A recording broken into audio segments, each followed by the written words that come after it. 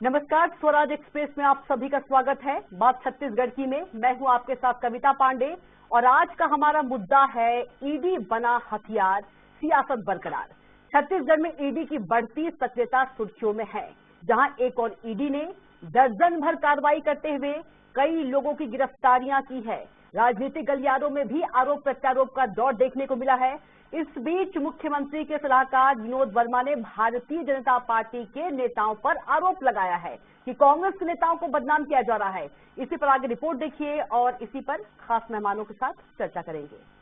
मुख्यमंत्री के राजनीतिक सलाहकार विनोद वर्मा ने कांग्रेस मुख्यालय राजीव भवन में प्रेस कॉन्फ्रेंस को संबोधित किया। इस प्रेस कॉन्फ्रेंस में विनोद वर्मा ने महादेव ऐप मामले से जुड़े कई तथ्यों को पेश किया। विनोद वर्मा ने कहा कि छत्तीसगढ़ में 72 मामले महादेव ऐप पर दर्ज किए गए हैं और 1.5 करोड़ रुपए से ज्यादा पैसा जब्त किया गया है। मुख्यमंत्री ने भी केंद्र को इसे बैन करने पर पत्र लिखा है, मगर इस पर अब तक रोक नहीं लगाई गई है।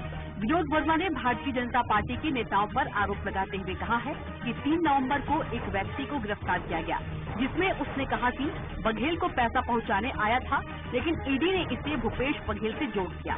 वैसे ही एक वीडियो जारी किया गया जिसमें किसी वर्मा का जिक्र किया गया। उसमें भारतीय जनता पार्टी के नेताओं ने अनुमान लगा लिया कि वह व्यक्ति विनोद वर्मा है।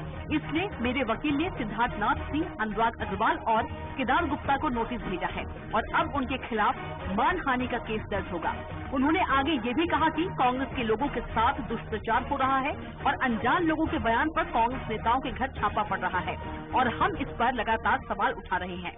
और इसके बाद से माननीय मुख्यमंत्री भूपेश बघेल जी लगातार कह रहे हैं कि ऐप को रोक लगाने का अधिकार अब सिर्फ केंद्र सरकार को है, क्योंकि ये किसी विदेशी धरती से चलता है। और आशंका भी ये जाहिर की कि इस पर रोक इसलिए नहीं लग रही है, संचालकों को गिरफ्तार इसलिए नहीं किया जा रहा है क्योंकि भारतीय जनता पार्टी की महादेव ऐप के संचालकों से कोई साठगांठ हो गई है। विनोद वर्मा के प्रेस कॉन्फ्रेंस के बाद भाजपा की तरफ से भी बयान आया है, जिसमें उन्होंने विनोद वर्मा को भाजपा सांसद सुनील सोनी ने कहा कि उनका यह दावा करना अच्छा नहीं लगता। दावा करने के बजाय वह अपने भविष्य को देखे और उसे सुधारने का प्रयास करे। अरे विनोद वर्मा जी चार्जशीटेड है और उनको जो है इतना दावा करना बहुत ज्यादा अच्छा नहीं लगता है और वो दावा वगैरह करने की बजाय जो है वो अपने भविष्य को देखे और उसको सुधारने का प्रयास करें। कुल मिलाकर महादेव ऐप सट्टा मामले में सियासत तेज हो गई है। इस पूरे मामले को जिस तरीके से भाजपा ने कांग्रेस से जोड़ दिया है, तो वहीं कांग्रेस भी इस पर अपनी पूरी सफाई सबूत सहित देती नजर आ रही है। बावजूद इसके भाजपा का आरोप बरकरार है। देखने वाली बात होगी कि आखिरकार जिस तरीके से कांग्रेस ने भाजपा के कई लोगों पर मानहानि का दावा करने की बात कही है, इस मुद्दे पर सियासत कितनी दूर तक जाएगी। रायपुर से स्वराज एक्सप्रेस के लिए हेमंत शर्मा की रिपोर्ट।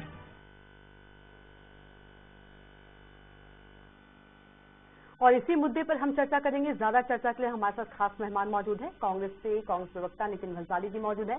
बीजेपी से बीजेपी प्रवक्ता के.एस. चौहान जी हमारे साथ फोन लाइन पर मौजूद है। वहीं राम अवतार तिवारी जी वरिष्ठ पत्रकार हमारे साथ मौजूद है। सबसे पहले नितिन भंसाली जी के पास चलेंगे। नितिन भंसाली जी, क्या कुछ कहेंगे लगातार कांग्रेस पर क्या सीएम भूपेश बघेल पर महादेव सट्टा ऐप को लेकर आरोप लग रहे हैं?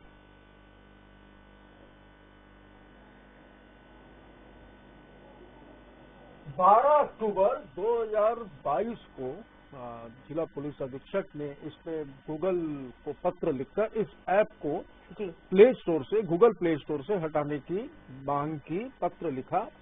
इस पर गूगल प्ले स्टोर से गूगल ने इसको हटा भी दिया। मैं आपको बता दूं 72 से ज्यादा लोगों के खिलाफ एफआईआर हुई, लगभग 50 से अधिक लोग इसमें गिरफ्तार हुए, लगभग 1.5 करोड़ रुपए की जब्ती हुई और मुख्यमंत्री जी ने पत्र लिखकर इस ऐप पर प्रतिबंध लगाने की भी मांग की। तो आप बताइए इसमें कहाँ से राज्य सरकार इन्वॉल्व हुई? एक बात मैं पते की बताता हूँ आपको कविता, जो ये पूरा षड्यंत्र रचा जा रहा है और जो इनका चाल और चलन पूरे देश में चल रहा है, मैं एक बड़ा खुलासा करना चाहता हूँ कि मैं भाजपा के प्रवक्ता के.एस. चौहान को मैंने 5 करोड़ रुपए दिए हैं। ये मैं आरोप लगा रहा हूँ, पूछ लीजिए उनसे। अभी जुड़े नहीं है वो, थोड़ा सा टाइम लगेगा। मैंने 5 करोड़ रुपए दिए। जी जी।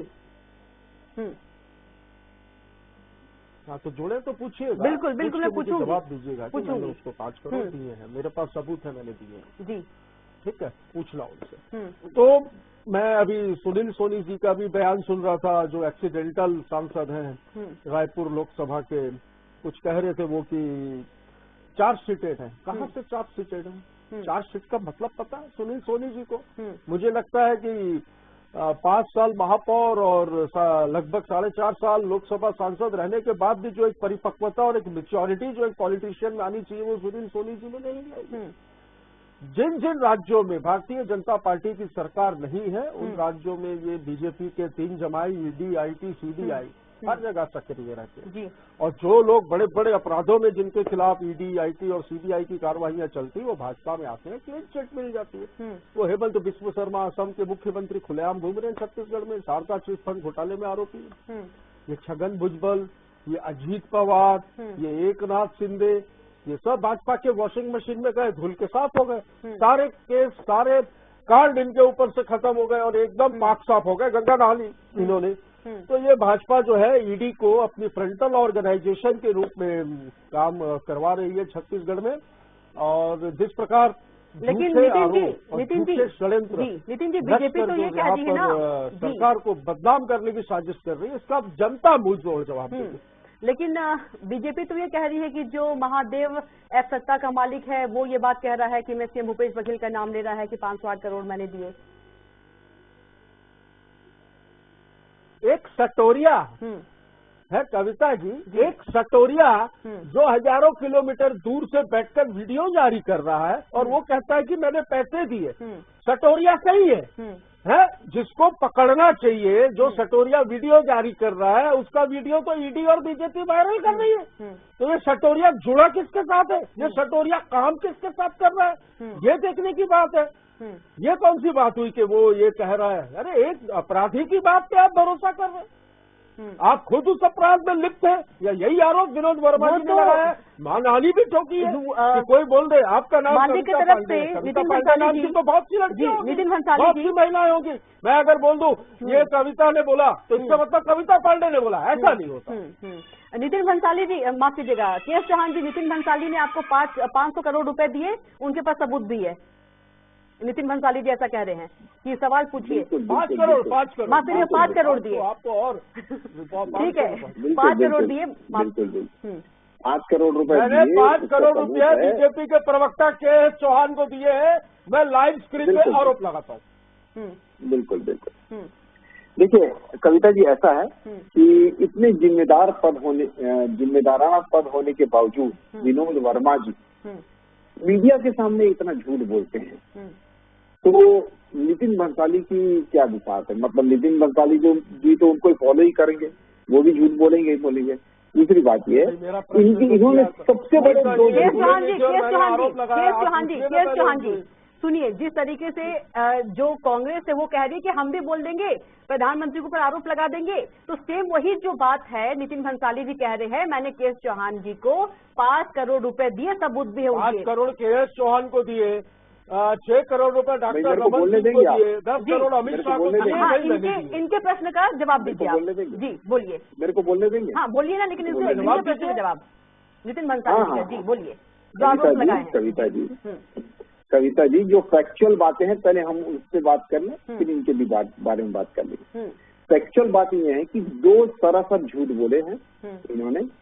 वो ये बोला है, सबसे पहला झूठ ये बोला है कि केंद्र सरकार ने अभी तक ऐप को प्रतिबंधित नहीं किया है। ठीक, तो 6 नवंबर को औद्योगिक मंत्रालय ने 6 नवंबर को महादेव ऐप के साथ 22 टोटल ऐप प्रतिबंधित कर दिए। सबसे बड़ा झूठ, सबसे बड़ा ये विनोद वर्मा जी ने अपने प्रेस कॉन्फ्रेंस में बोला है कि ऐसा प्रतिबंधित नहीं किया। ठीक है जी।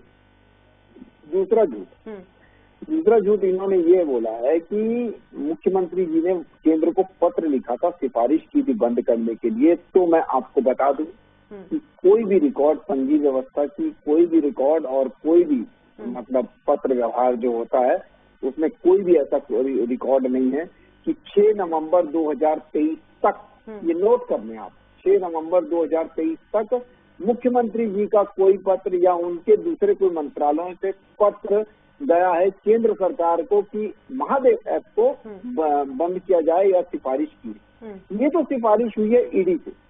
ईडी जब 5 नवंबर को 5.5 करोड़ रुपए पकड़ती है एक ड्राइवर के उसमें, जिसका नाम बब्बा है, और वो सब जानते हैं कि वो किसके करीबी है। तीसरा, ये 2 झूठ तो बहुत ज्यादा बोले। तीसरा ये बोला है कि 72 हमने केसेस किए हुए हैं, ठीक है, 72 केसेस किए हुए हैं और उसमें 1.5 करोड़ रुपए पकड़ाया है। तो 72 केसेस आपने जो इसमें संदिग्ध थे उसमें नहीं, उसके नहीं किए हैं आपने। ऐसा कोई धरना और धर दबोची या कहीं ग्रुप को पकड़ा हो या कोई पैसे बरामद किए हो, तो ऐसा नहीं किया। 72 केसेस किसके हैं? जो बेचारे मतलब खुद शिकार हैं, जिनका अकाउंट नंबर लेके और उनको शिकार बनाया गया, उनके अकाउंट में पैसे लाए गए हैं। इस टाइप का फर्जीवाड़ा करने का जो शिकार हैं, शिकार लोगों ने अधिकतर 72 लोगों में शिकारी लोगों ने बेचारों ने वहां पर शिकायत की है। चौथा, अभी आप ये बोल रहे थे कि आरोपी पे क्या मतलब अपराधी नहीं होता है, वो आरोपी होता है। आरोपी है शिवम सोनी आरोपी है। तो आरोपी पे क्या एतबार करना? तो मैं ये बोलना चाहता हूँ कि पूर्व मंत्री के सीडी कांड में आप बेल पे हैं। कौन बेल पे हैं? तो विनोद वर्मा जी बेल पे हैं और वो भी आरोपी हैं। तो बिल्कुल सही बात है कि आरोपी की बातों में क्या विश्वास करना। दूसरी बात, अब आ जाइए इधर, नितिन भंसाली जी बोल रहे हैं कि मुझे 5 करोड़ रुपए दिए, ठीक है?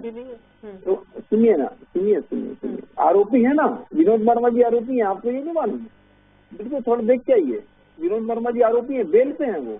दूसरे केस की बात कर रहे हैं। आरोपी हो ना, ऐसा लिया है ना? है?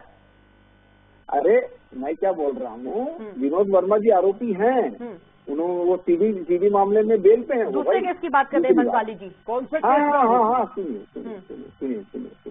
कौन सा केस है बता दीजिए। केस चौहान जी कौन सा केस है बता दीजिए। अश्लील सीडी के मामले में अश्लील जवाब नहीं है, अश्लील महादेव ऐप पे जवाब नहीं है आपके पास। महादेव ऐप पे जवाब नहीं है आपके पास। ये आरोपी है। अरे इतना अगर FIR होती तो 5 साल आपकी CBI जांच कर रही है।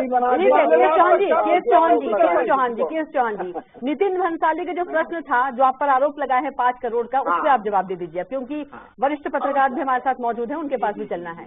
जी, बिल्कुल। मैं ये बोलता हूँ कि आप जाइए पुलिस स्टेशन जाना चाहिए आपको। सबसे पहले आपको पुलिस स्टेशन जाना चाहिए कि मैंने 5 करोड़ रुपए CS चौहान को दिए। आप मेरे को न मत बोलिए, आप सीधा पुलिस स्टेशन जाइए ना, या कौन रोका है आपको? और मेरे 5 करोड़ मेरे को वापस चाहिए, आप ये बोलिए। पुलिस आप FIR आपने लिए कि नहीं लिए? मेरी बात सुनिए, मेरी बात सुन लीजिए, मैं कर रहा हूँ। भंसाली जी सुन लीजिए, सवाल क्या है ना, आपने सुन भी लीजिए। भंसाली जी सुन लीजिए जी। आपको जवाब चाहिए ना आपका? हाँ दीजिए। तो आप जाइए, आपको पुलिस स्टेशन जाना चाहिए। पुलिस स्टेशन जाना चाहिए। मैंने पैसे दिए भाई, आपने लिए कि नहीं लिए? मैं क्या बोल रहा हूँ, सुन लीजिए। आपको पुलिस स्टेशन जाना चाहिए। पुलिस जो है वो FIR जब लिखती है ना, तो तथ्यों के आधार पर लिखती है। और ईडी जो है, ईडी वो कोई 112 नंबर का कॉल नहीं है कि जाओ देख लो, कुछ है तो ले आओ। ईडी पूरे पुख्ता सबूत होते हैं, उसके बाद जाती है। 2022 की शुरुआत में, कविता जी 2022 की शुरुआत में मैं इस चैनल में एक जिम्मेदारी से ये मांग करता हूँ, यदि बीजेपी इस मामले में जो व्यक्ति अंदर हुआ उसका नार्को टेस्ट करवा दे तो दूध का दूध और पानी का पानी हो जाएगा कि किस तरीके से मार पीट कर ईडी ने दबाव डालकर बयान लिखवाए होंगे। और ऐसा एक मामला नहीं है। ईडी शिवम सोनी जो है, महादेव ऐप का जो मालिक है, आरोपी है, तो उसका नार्को टेस्ट हो जाए। 5% सक्सेस रेट है ईडी का। अरे तो सुनिए, 99.3 आप नोट कर लीजिए। 99.3 हमारे सिविल कोर्ट, हाई कोर्ट और सुप्रीम कोर्ट को एवरेज क्या बोलते हैं, जो रेट है वो 99.3 लोग उसमें से बरी हुए हैं। ये समझ के चलिए। चलिए ठीक है, रामोदास तिवारी की बात करेंगे, आएंगे आपके पास, आएंगे। भाजपा के हैं कि ईडी के? आएंगे ये प्रवक्ता भाजपा कांग्रेस तो ईडी पर भी आरोप लगाती है कि ईडी जो है बीजेपी की ही है। अरे क्यों पक्ष ले रहे हो भाई? ठीक है, रामअवतार तिवारी जी, जो कांग्रेस है बार बार कह रही है कि प्रधानमंत्री नरेंद्र मोदी जो है चुनावी सभाओं में से मुद्दा बना रहे हैं, क्या कांग्रेस के खिलाफ बीजेपी जो है वो षड्यंत्र कर रही है? क्योंकि चुनाव एकदम ही करीब है और पहले चरण का जो मतदान है वो हो भी गया है, तो क्या लगता है कि छवि खराब की जा रही है मुख्यमंत्री भूपेश बघेल की? ये चुनाव के दौरान है जी, चुनाव में राजनीति में साम दंड भेद सभी रूप काम करते हैं। कौन सा किस रूप में काम कर रहा है और उसको सब जानते रहते हैं। कुछ जनता के बीच जनता समझदार है, क्यों ऐसा हो रहा है, क्या हो रहा है, ये एक बड़ा मुद्दा है। कौन आरोप लगा रहा है, किसका आरोप सही है, किसका आरोप गलत है, क्यों ऐसा हो रहा है, एक बहस का मुद्दा हो सकता है। कोई किसी के साथ खड़ा हो सकता है।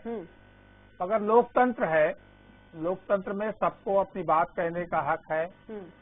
प्रजातंत्र का चुनाव हो रहा है, चुनाव में जनता जिसको अच्छा मानेगी तो जनता चुनाव में जिताएगी, जनता उसको सरकार बनाएगी। तो इस समय चुनाव का समय है, चुनाव को निष्पक्ष तरीके से लोकतंत्र का चुनाव होने देना चाहिए। जो भी भ्रष्टाचारी है उसके भ्रष्टाचारी पर कार्रवाई होनी चाहिए।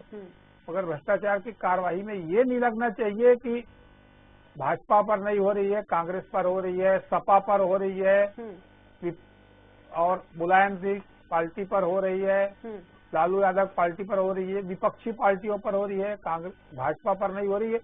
ये एक बड़ा सवाल, इसमें राजनीति ज्यादा घुस गई है। अब इस राजनीति का समाधान होना चाहिए।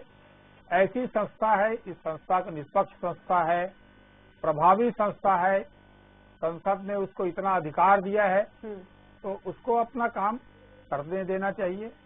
किस रूप में काम कर रहा है वो जनता भी देखती है, कोर्ट है, हर संस्था है। संस्था का उपयोग दुरुपयोग ये आरोप प्रत्यारोप की राजनीति हो सकती है, परंतु इस समय जो गंभीर चिंतन का जो विषय ये है कि राजनीति का दशा और दिशा बदली हुई है।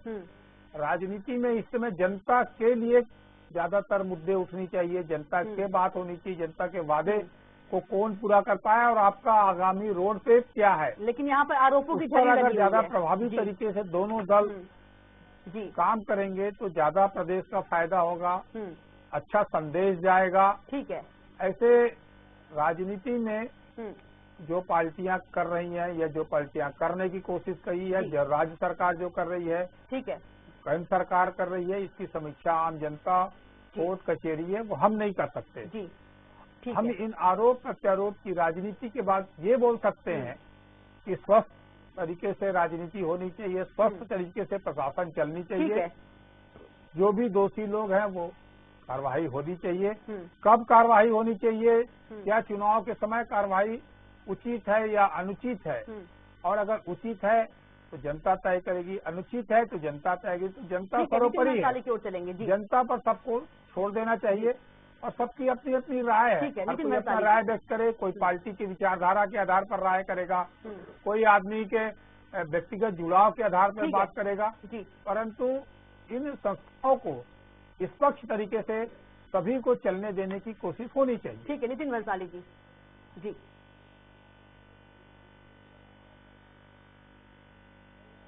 देखिए ईडी वहीं पर कार्रवाई कर, ईडी की कार्रवाई का टाइमिंग देखिए आप।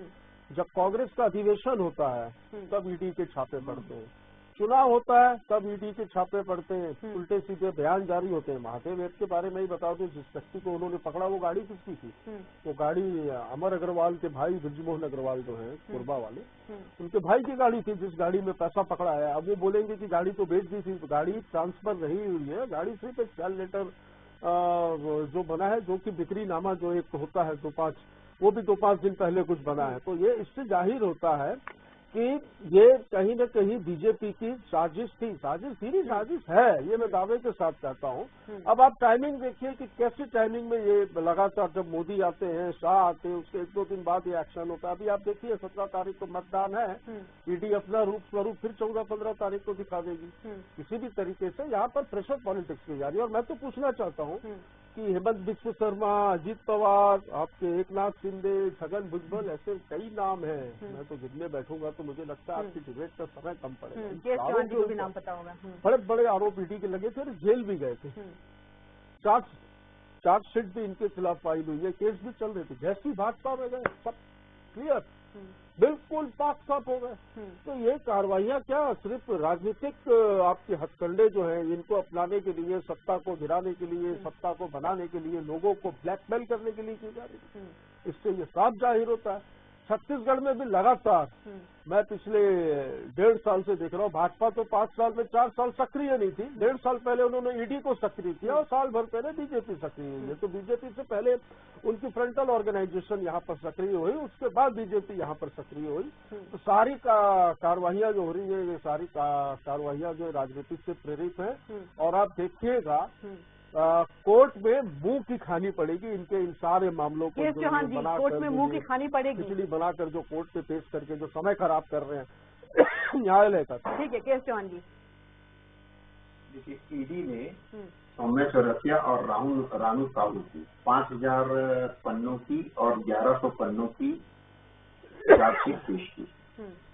न्यायालय ने इसके पास गई और न्यायालय ने उनकी जमानत रद्द कर दी। ये मुंह की कौन खाया? चार्जशीट 150 की नहीं है, पूरे फोटोकॉपी करके दिए। अरे आप बीच में बोले। ठीक है भंसाली जी सुन लीजिए, क्योंकि समय नहीं है, 1 मिनट ही बस। आरोपी हो गए, आरोपी हो गए। तिवारी जी के पास भंसाली जी समय बिल्कुल भी नहीं।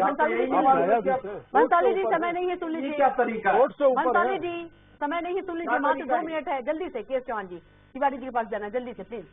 मैं ये बोलना चाहता हूँ कि शुभम सोनी ने बोला है कि बघेल और उसका बेटा बिट्टू, सीएम बघेल और उसका बेटा बिट्टू और उसके नजदीकी सलाहकार वर्मा और विनोद वर्मा जी बोलते हैं कि उन्होंने बोला। केस चौहान जी सुन लीजिए, एक जिम्मेदार प्रवक्ता की हैसियत से बोल रहा हूँ, आपके चैनल में कविता नोट करिए। इस डिबेट के बाद मैं मानहानि ठोकूंगा। ये कैसे नाम ले सकते हैं? एक अनजान व्यक्ति जो दुबई से बैठकर इनके इशारे पर वीडियो जारी कर रहा है, जिसको अरेस्ट करना चाहिए, उसके वीडियो को वायरल करके राजनीति ओछी राजनीति खेल रहे प्रदेश में ये लोग। पूरे विश्व में सीएम बघेल कौन है और उनका बेटा बिट्टू कौन है ये सब जानते हैं, और उनके राजनीतिक सलाहकार कौन है ये भी सब जानते हैं। दूसरी बात, पूरे विश्व में केस चौहान जी, जो नितिन भंसाली जी ने आपसे सवाल पूछा था, वो यही समझाने की कोशिश कर रहे हैं कि किसी कह देने से हो जाता है क्या? सबूत होना चाहिए, प्रमाण होना चाहिए। मैं वही तो बोल रहा हूँ, आपको। किसी के भी कहने से इतने बड़े जनप्रतिनिधि, मुख्यमंत्री के ऊपर अधिकारी 20-20 लाख रुपए घूस लेते राजस्थान में। सौम्या चौरसिया के ऊपर आरोप कैसे लग जाएगा? रानू साहू के ऊपर आरोप कैसे लग जाएगा? नितिन भंसाली जी ये भी कह रहे कि नार्कोटिक्स करवा लीजिए। हाँ, अरे तो आप करवाइए ना, ये हमारा काम नहीं है। ये कार्यपालिका का काम है। मैं तो कह रहा हूँ नार्कोटिक्स करवा लीजिए, जो अभी आप लोगों ने महादेव है, भारतीय जनता पार्टी का काम नहीं है। या जिन चलिए लास्ट कमेंट लेंगे तिवारी जी, मामला बहुत गर्माता जा रहा है।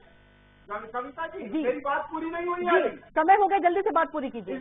इसमें सबसे ज्यादा जरूरी बात यह है कि आईटी एक्ट धारा 69A आप लिख लीजिए।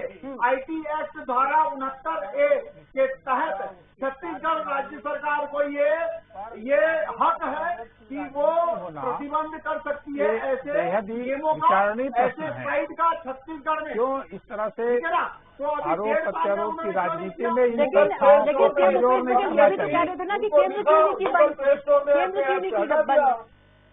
भूपेश बघेल ये भी कहते रहे केंद्र क्यों नहीं की बंद। और एक प्रदेश में ठीक है समय नहीं है Tiwari ji, last comment please, आप दोनों रुक जाइए, प्लीज दोनों रुक जाइए। भंसाली जी, केस चौहान जी रुक जाइए, आप दोनों, समय नहीं है। तिवारी जी आप दोनों रुक जाइए, समय नहीं है। तिवारी जी प्लीज इंटरप्ट मत कीजिएगा। तिवारी जी जल्दी से। नहीं, उन्होंने बंद क्यों नहीं किया? ठीक है, समय नहीं है, तिवारी जी को बोलने दीजिए। ठीक है तिवारी जी, एक बहुत ही मजबूत और ठीक है जल्दी से तिवारी जी। ईडी की जो कार्रवाई हो रही है उस कार्रवाई को लेकर बहुत सारे लोग सुप्रीम कोर्ट भी गए हैं। उसकी कार्यप्रणाली को लेकर जिन लोग पर कार्रवाई हुई है वो भी गए हैं। विपक्षी दल लगातार आरोप लगा रहे हैं जी। उन सब मामलों को कोर्ट ने खारिज कर भी दिया है। तो ये कार्रवाई हो रही है, क्या भ्रष्टाचार हुआ है, नहीं हुआ है, भ्रष्टाचार हुआ है, कौन किया है, सारे मामले पर अलग अलग तरीके से दावे हो सकते हैं। परंतु इन जो संस्था है उन संस्थाओं की निष्पक्षता पर, उनकी कार्यप्रणाली पर एक निष्पक्ष तरीके से जांच पड़ताल होनी चाहिए। जो ऐसी संस्थाओं को बदनाम नहीं करना चाहिए, या ऐसी कार्रवाई हो भी रही है तो इस तरह की कार्रवाई की स्वतंत्र जांच पड़ताल होते रहना चाहिए, ताकि जो वास्तविक में दोषी है उनके ऊपर कार्रवाई हो जाए। जो राजनीतिक प्रेरित की जो बात आ रही है वो राजनीतिक प्रेरित ना होके कोई भी भ्रष्ट है, कोई भी गलत काम कर रहा है उस पर कार्रवाई हो। ठीक है। इस पर कार्रवाई, चुनाव के दौरान कार्रवाई होने के कारण कई सवाल उठ रहे हैं। उन सवालों के मेरी बात सुनिए, चेक करने का काम 5 राज्यों में चुनाव है, न्यायाधीश का है यस और आम जनता का भी है। तो सब देख रही है कि इस तरह कार्रवाई हो रही है। भ्रष्टाचार हमारे देश में क्योंकि है। बीजेपी, क्यों कांग्रेस का कहना है कि बीजेपी को पता है कि वो हार रही है, इसलिए बगैर भारी पड़ रहा है आप पे। कांग्रेस कह रही है कि बीजेपी हार रही है छत्तीसगढ़ में। आपके पास प्रदेश में नेता नहीं है। ठीक है, आप तीनों को बहुत बहुत धन्यवाद। नितिन भंसाली जी आपका भी, के.एस. चौहान जी आपका भी, और राम अवतार तिवारी जी आपका भी। तो महादेव ऐप ने छत्तीसगढ़ का जो सियासी पारा है वो बढ़ा दिया है। आरोप प्रत्यारोप का दौर जारी है, जहां प्रधानमंत्री से लेकर बीजेपी के जो बड़े नेता हैं वो लगातार सीएम भूपेश बघेल पर महादेव सट्टा जो ऐप है उस पर 508 करोड़ लेने के आरोप लगा रहे हैं। तो फिलहाल के लिए बात छत्तीसगढ़ की में इतना ही। आप देखते रहिए स्वराज एक्सप्रेस। नमस्कार।